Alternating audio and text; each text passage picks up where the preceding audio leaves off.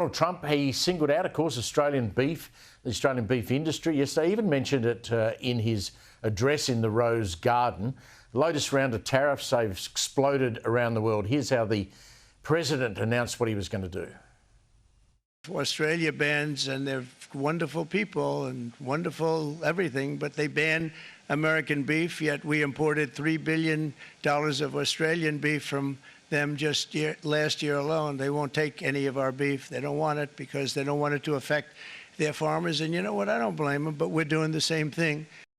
Clearly, President Trump doesn't know anything about biosecurity. No one would have briefed him on that. Now, Queensland, as we know, is the largest beef processing jurisdiction anywhere in Australia.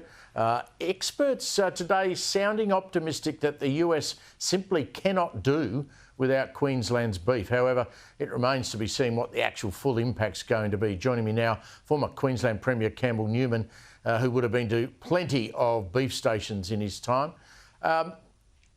What do you make of this? I mean, it's only 10%. We seem to have perhaps dodged a bullet, haven't we? Look, I think everyone needs to take a bit of a chill pill about the impact of some of these things, because there's been hysteria in Australia in terms of the global sort of Trump agenda. It has actually got, in a relative sense, very concessional terms. So just to be, firstly, we need to just correct what the president said, because that's not strictly true, and we could come back to that. But what are the industries saying? Well, I spoke prior to coming on this show with one of the leaders nationally and in Queensland and the beef industry, and he's sort of confirming what I'd been hearing, and that is this, that the Americans have a problem in that after 2 or 3 years of drought, their herd has reached the lowest levels in 70 years. They need lean Australian beef as part of the process to create hamburgers for McDonald's, etc. And they do need that product. There's a demand for that. And our tariff of 10% is either the same as others who are competing against us or lower. They might be hit with a higher tariff, some of those other potential exporters into the United States. So the effect at this stage in the short term, 2 to 3 years, is probably going to be that Australians do as they always have. In fact, this figure says that we might even get a little bit more money in terms of the dynamics of the market. This is where the laws of supply and demand are powerful. They need, the Americans, that they need our product, they will need to buy it, and they'll need to cop the increased cost of the tariff. Now, the thing is, though, that as those herds rebuild over the next 2 to 4 years, the dynamic may change. But let's be very clear about what I was saying before. The president seems to be misinformed. We will take Australian beef here, but what I'm being told is that the biosecurity issue is this: that head of cattle is born in the United States, raised in the United States, fattened in the United States, and exported from the United States, then we'll take them, and that's been the case since about 2019. But what the Americans want to do is be able to bring in cattle from, say, down from Canada or up from, say, Mexico, where we're not sure of the biosecurity, processes and regulate, all that procedural stuff.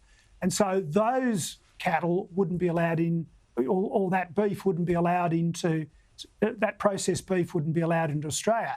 There's the difference. So the short answer is we will take American beef, but it's got to be to those biosecurity standards, which are the same ones that they apply to us. So anyway, hopefully it's not going to be a big impact, certainly in the next 2 to 3 years. I can't imagine you and I going into a butcher shop and buying American beef. I mean, why would anyone in Australia, given the quality of what we grow, I mean, I guess it could be price sensitive. I mean, if it was cheaper, you might, but I can't imagine wanting to buy American beef over Australian beef. I couldn't either, Steve, but I mean, they're welcome to try, is the point that I think we really need to reinforce with the Americans.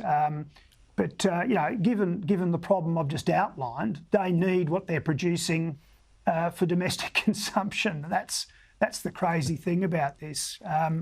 So look, when you're at the top of the tree, often the stuff that filters through to you isn't correct, or there's problems with, or simplifications that don't stand scrutiny, and maybe that's what's happened here.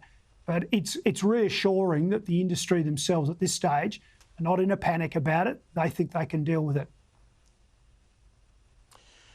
What's your read on the election campaign? Week one's over. PM's been in Queensland. Peter Dutton is a Queenslander, has been there as well. How do you rate the two of them so far?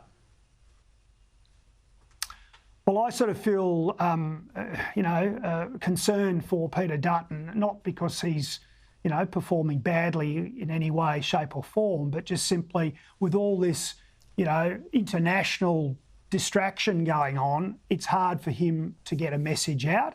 I think, the Labor Party are having a red hot go at trying to sort of tie him to Donald Trump, which I think's pretty spurious, but that's what they're doing.